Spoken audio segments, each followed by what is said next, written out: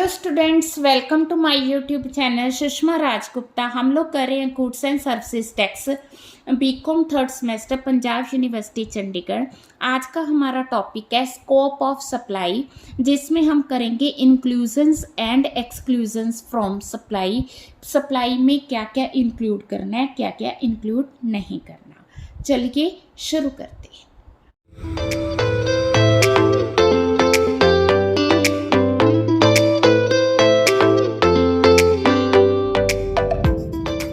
हाँ जी, scope of supply में आएगा inclusions in supply, exclusions from supply. तो क्या कुछ हमने सप्लाई में इंक्लूड करना है और क्या कुछ हमने इंक्लूड नहीं करना, एक्सक्लूड करना है। ठीक है, हाँ जी। सबसे पहले हम इंक्लूड करेंगे supply for consideration in course of business, ठीक है, और फर्दरेंस ऑफ बिजनेस। कोई भी सप्लाई गुड्स और सर्विसेज और बोथ जो कि हम फॉर कंसिडरेशन कर रहे हैं, किसके द्वारा सप्लाई की जा रही है? बाय टैक्सेबल पर्सन, जो जीएसटी के अंडर टैक्सेबल है, और वो जो सप्लाई की जा रही है in the ordinary course of business की जा रही है। ठीक है, तो वो क्या होगी? टैक्सेबल होगी। That will be included in the supply. तो जब हम सप्लाई की बात कर रहे हैं तो सप्लाई में क्या क्या इंक्लूड है? आगे सेल्स इंक्लूड है। Sales means transfer of property from one person to another. ठीक है, ट्रांसफर मतलब अब किसी चीज़ को डिस्पोज ऑफ करना। पार्ट विद द प्रॉपर्टी क्यों की जाती है? फॉर मनी की जाती है, तो उसे ट्रांसफ़र माना जाएगा। तो अगर सेल और ट्रांसफ़र इंक्लूडेड है तो इसमें बार्टर भी इंक्लूडेड है। अब बार्टर में क्या डिफरेंस है? Barter means exchange of goods and services for other goods and services. Goods के बदले गुड्स देना, दैट इज कॉल्ड बार्टर। जैसे सर्विसेज के बदले सर्विसेज देना without money, it is also called barter. अब जो एग्जाम्पल है वो सर्विसेज की है। मिस्टर संदीप एक अकाउंटेंट है, वो किसी होटल के अकाउंट्स मैनेज करेंगे, इसके बदले में होटल अथॉरिटीज़ उनको फूड प्रोवाइड करेंगी। तो यहाँ पे सर्विसेज के बदले सर्विसेज प्रोवाइड की जा रही हैं, तो इसे बार्टर कहा जाएगा। क्योंकि ये सप्लाई का पार्ट है, इसलिए दोनों पार्टीज इस पे टैक्स पे करेंगी। देन आ गया एक्सचेंज। एक्सचेंज का मतलब है एक ही चीज़ के बदले, है ना, एक चीज़ के बदले उसी तरह की चीज़ देना। जैसे कार डीलर नई कार दे रहा है, जिसके बदले वो पुरानी कार को एक्सेप्ट कर रहा है, तो इसे एक्सचेंज कहा जाएगा। तो it is also part of the supply. Licence का मतलब है किसी इमूवेबल प्रॉपर्टी को यूज़ करने का राइट किसी पर्सन को देना। रेंटल का मतलब है किसी दूसरे पर्सन की प्रॉपर्टी को यूज़ करने के बदले उसकी पीरियोडिकल पेमेंट करनी। हमें पता ही है, किसी भी घर का किराया जैसे हम लोग हर महीने पे करते हैं, इसे बोलते पीरियोडिकल पेमेंट। ठीक है, तो उसको क्या कहा जाता है? रेंट कहा जाता है। तो फिर लीज क्या है? लीज भी इमूवेबल प्रॉपर्टी को यूज़ करने का क्या है? राइट प्रोवाइड करना है। It is for a certain time, ज़्यादातर ये लॉन्ग पीरियड के लिए होती है, और it is in consideration of price. ठीक है, तो यहाँ पे एग्जाम्पल है, ए ट्रेडर है, उसने अपनी मशीन किसी दूसरे पर्सन को यूज़ करने के लिए दी है एट अ मंथली रेंट 10,000, तो इसे हम क्या कहेंगे? लीज कहेंगे। नेक्स्ट आ गया डिस्पोजल। डिस्पोजल का मतलब है एसेट को सेल करना। तो ये सारी टर्म्स सप्लाई का पार्ट है। नेक्स्ट इसमें आ रहा है इंपोर्टेशन ऑफ सर्विसेज। सर्विसेज को इंपोर्ट करना फॉर कंसिडरेशन, चाहे ये बिजनेस का पार्ट है चाहे नहीं है, इसे भी सप्लाई माना जाएगा। ठीक है, क्या होना चाहिए? इंपोर्ट ऑफ सर्विसेज होना चाहिए, not goods. Services with consideration है, और ये जरूरी नहीं है कि it is for furtherance of business. It may be for furtherance, may not be for furtherance of business. तो एग्जाम्पल दिया हमें, जॉय ने क्या किया, अपना घर बनाने के लिए उसने आर्किटेक्ट की सर्विसेज ली हैं, आर्किटेक्ट की सर्विसेज इंपोर्ट की हैं। ठीक है, तो यहाँ पे इंपोर्टेशन ऑफ सर्विसेज हुआ है, फॉर कंसिडरेशन हुआ है, पर इंपोर्ट करना सर्विसेज को उसका बिजनेस नहीं है, it is not for the furtherance of business, but इसे भी हम सप्लाई मानेंगे और इस पर उसको IGST और कस्टम ड्यूटी पे करनी होगी। अब हम उन सप्लाईज की बात करेंगे जो बिना कंसिडरेशन की है। तो उसमें फर्स्ट पॉइंट आ रहा है, परमानेंट ट्रांसफर और disposal of business asset where input tax credit has been availed on such asset. अगर हम कोई परमानेंट एसेट किसी को ट्रांसफ़र करते हैं या asset on permanent basis transfer करते हैं और वो भी विदाउट कंसिडरेशन, उसे सप्लाई माना जाएगा। सप्लाई के लिए कंडीशन ये है कि उस पर इनपुट टैक्स क्रेडिट आपने अवेल किया है। ठीक है, अगर आप उस पर इनपुट टैक्स क्रेडिट अवेल कर रहे हो, चाहे बिना कंसिडरेशन के आप ट्रांसफ़र कर रहे हो, तो उसे क्या माना जाएगा, सप्लाई माना जाएगा। अब बिना कंसिडरेशन के कैसे, जैसे रिलायंस कंपनी है, इनके पास जितने ओल्ड लैपटॉप्स पड़े थे इन्होंने चैरिटेबल स्कूल को ट्रांसफ़र कर दिए। ठीक है, परमानेंट बेसिस पे ट्रांसफ़र कर दिए। अब ये विदाउट कंसिडरेशन इन्होंने ट्रांसफ़र किए हैं, पर अगर रिलायंस उन लैपटॉप्स पे इनपुट टैक्स क्रेडिट ले रहा है तो इसे सप्लाई माना जाएगा। नेक्स्ट आ गया, अगर सप्लाई रिलेटेड पर्सन या डिस्टिंक्ट पर्सन के बीच की जाती है। ठीक है, तो अगर कोई गुड्स एंड सर्विसेज की सप्लाई रिलेटेड पर्सन या डिस्टिंक्ट पर्सन के बीच में की जाती है और वो भी विदाउट कंसिडरेशन की जाती है, पर ये फॉर फर्दरेंस ऑफ बिजनेस है, मीन्स बिजनेस को कंटिन्यू करने के लिए की जाती है, तो इसे सप्लाई माना जाएगा। अब रिलेटेड पर्सन कौन है? रिलेटेड पर्सन का मतलब है कि वो पर्सन जो कि किसी दूसरे बिजनेस का ऑफिसर या डायरेक्टर है, या इस पर्सन को लीगली रिलेटेड पर्सन रिकॉग्नाइज किया गया है, या ये पर्सन एम्प्लॉयर या एम्प्लॉई है, या ये पर्सन क्या कर रहा है, 25% इसके पास वोटिंग राइट्स हैं, या ये डायरेक्टली इनडायरेक्टली उसे कंट्रोल कर रहा है। ठीक है, 1/3 पर्सन कंट्रोल्स डायरेक्टली इनडायरेक्टली दोनों ऑर्गेनाइजेशंस को कंट्रोल कर रहा है। ठीक है जी, या third person, such person together control आ थर्ड पर्सन, दोनों मिलके किसी थर्ड पर्सन को कंट्रोल कर रहे हैं, या वो सेम फैमिली के मेंबर है, या उनमें से कोई एक दूसरे का एजेंट है। अब एक होता है डिस्टिंक्ट पर्सन। डिस्टिंक्ट पर्सन कौन है? वो पर्सन जिसने एक से ज़्यादा रजिस्ट्रेशंस करवाई हैं, या ही इज़ रिक्वायर्ड, या उसे करवानी पड़ेंगी, उसे हम डिस्टिंक्ट पर्सन कहेंगे। एग्जाम्पल है हमारे पास, मोहन एक चार्टर्ड अकाउंटेंट है, उसका दिल्ली में रजिस्टर्ड हेड ऑफिस है, उसने अपने आप को वेस्ट बंगाल में भी रजिस्टर्ड करवाया। क्यों करवाया? क्योंकि वहाँ पे उसका ब्रांच ऑफिस है, तो मोहन को हम क्या मानेंगे? डिस्टिंक्ट पर्सन मानेंगे। हम लोग बात कर रहे हैं सप्लाई विदाउट कंसिडरेशन की, तो यहाँ पे पॉइंट आ रहा है कि अगर कोई एक पर्सन एक ब्रांच से दूसरी ब्रांच में गुड्स ट्रांसफ़र कर रहा है, विदाउट कंसिडरेशन कर रहा है, तो उसको सप्लाई मानेंगे। अब ढींगरा लिमिटेड है, उसने 1000 शर्ट्स जिसकी फैक्ट्री लुधियाना में है, उसने अपनी फैक्ट्री से दिल्ली शोरूम में ट्रांसफ़र की है, क्योंकि उसी का शोरूम है, उसी की फैक्ट्री है, तो कंसिडरेशन की क्वेश्चन अराइज नहीं होता। तो ये जो ट्रांसफ़र हुई है विदाउट कंसिडरेशन हुई है, पर इसे हम सप्लाई मानेंगे। ठीक है, हाँ जी। नेक्स्ट है हमारा एम्प्लॉयर एम्प्लॉई के बीच में अगर गुड्स एंड सर्विसेज ट्रांसफ़र की जाती हैं तो उसे सप्लाई नहीं माना जाएगा। नेक्स्ट है gift by employer to employee. अगर तो गिफ्ट 50,000 रुपीज़ तक है तो उसे सप्लाई नहीं माना जाएगा, पर अगर गिफ्ट 50,000 से ज़्यादा है और विदाउट कंसिडरेशन है तो उसे सप्लाई माना जाएगा।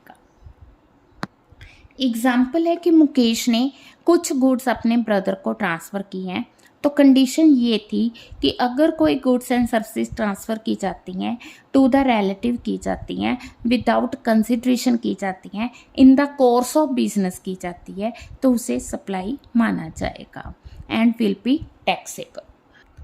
नेक्स्ट पॉइंट आ गया, क्या प्रिंसिपल और एजेंट के बीच अगर कोई ट्रांसफ़र ऑफ गुड्स होती हैं तो उसे सप्लाई माना जाएगा, क्योंकि ये जो गुड्स ट्रांसफ़र होंगे वे ऑब्वियस है विदाउट कंसिड्रेशन होंगी। तो इसमें पॉइंट ये आता है कि अगर सप्लाई ऑफ गुड्स की जाती है बिटवीन प्रिंसिपल एजेंट की जाती है, विदाउट कंसिड्रेशन की जाती है, तो इसे सप्लाई ही माना जाएगा और ये टैक्सेबल होगी। अब शर्मा लिमिटेड है, उन्होंने गुप्ता लिमिटेड को एजेंट अपॉइंट किया है कि वो उनके बिहाफ पे कार्स सेल करें। अब शर्मा लिमिटेड ने 200 कार शोरूम 200 कार जो है इसको गुप्ता लिमिटेड को ट्रांसफ़र की है, तो क्या इसे सप्लाई माना जाएगा? यस, इसे सप्लाई माना जाएगा। नेक्स्ट पॉइंट आ गया इंपोर्टेशन ऑफ सर्विसेज। अगर एक पर्सन सर्विसेज को इंपोर्ट करता है, चाहे वो रिलेटेड पर्सन से कर रहा है, चाहे वो अपनी इस्टेब्लिशमेंट यानी कि हेड ऑफिस या ब्रांच से कर रहा है, अगर विदाउट कंसिड्रेशन है, इन द कोर्स ऑफ बिजनेस है, तो उसे सप्लाई माना जाएगा। कल्याणी पब्लिशर्स है, इन्होंने अपना हेड ऑफिस जो कि यूएसए में लोकेटेड है, वहाँ से इन्होंने सर्विसेज को इंपोर्ट किया है ना, लीगल कंसल्टेंसी सर्विसेज ली हैं। एक तरह से इन्होंने सर्विसेज को क्या किया है, इंपोर्ट किया है। कहाँ से किया? अपनी इस्टेब्लिशमेंट से किया है, फॉर फर्दरेंस ऑफ बिजनेस किया है, विदाउट कंसिडरेशन किया है, इवन देन इसे सप्लाई माना जाएगा। नेक्स्ट हमारा टॉपिक आ गया deemed to be supply of goods या सप्लाई ऑफ सर्विसेज। तो जब हम डीम्ड की बात करते हैं तो इसमें सबसे पहले आ गई ट्रांसफ़र। अब ट्रांसफ़र 3 तरह की है। पहली है transfer of title is supply of goods. जब भी हम किसी दूसरे पर्सन को किसी भी गुड्स की ऑनरशिप ट्रांसफ़र करते हैं तो उसे सप्लाई माना जाएगा।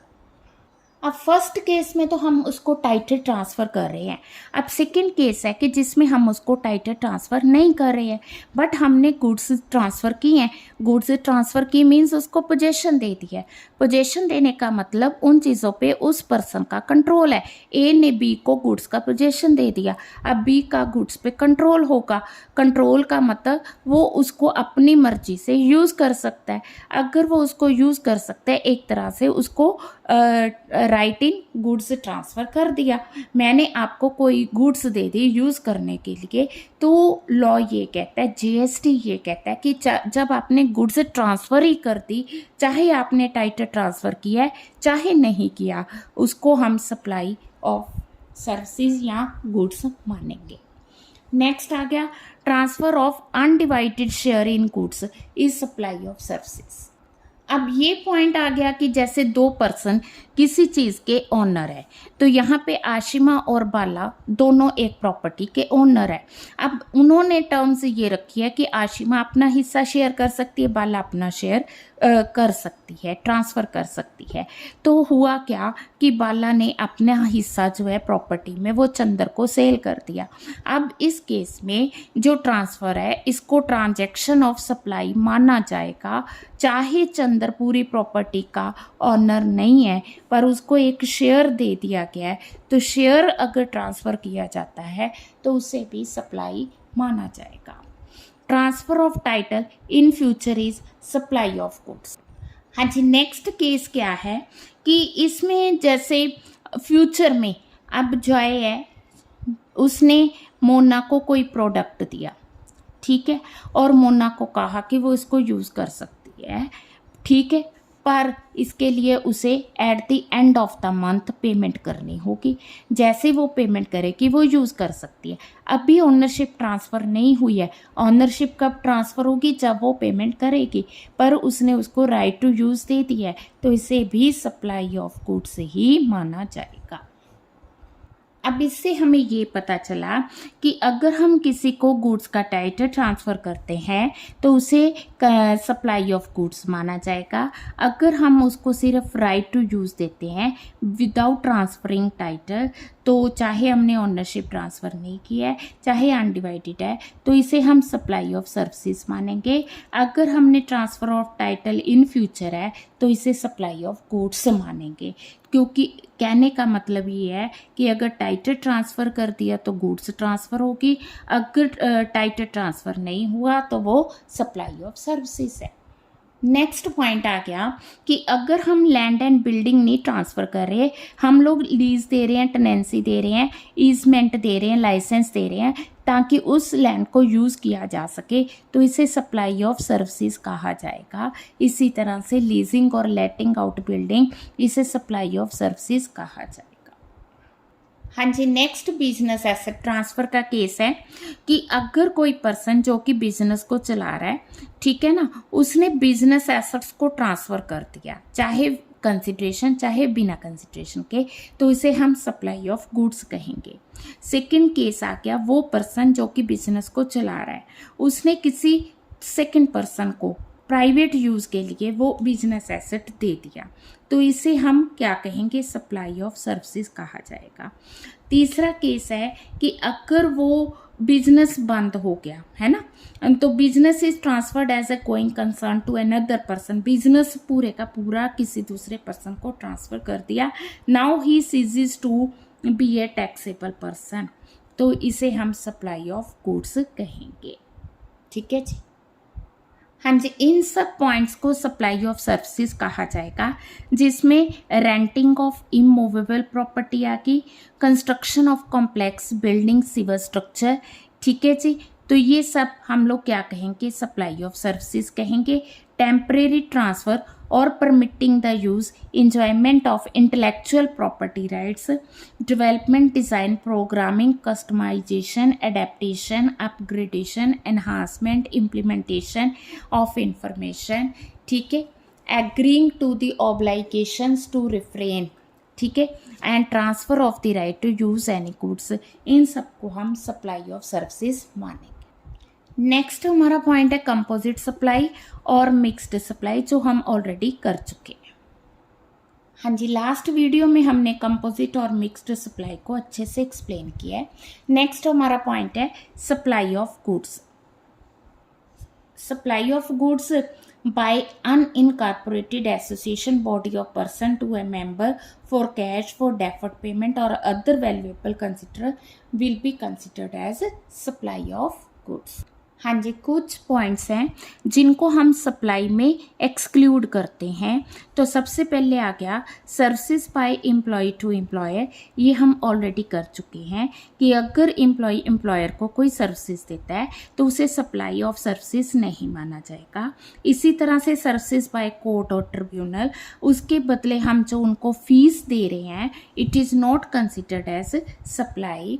नेक्स्ट आ गया supply services by member of parliament and others, तो इसको भी हम सप्लाई नहीं मानेंगे, कोई इन पे जीएसटी नहीं होगा। सर्विसेज ऑफ फ्यूनरल बरियर, इसको भी हम सप्लाई नहीं मानेंगे, इस पर भी कोई टैक्स नहीं लगेगा।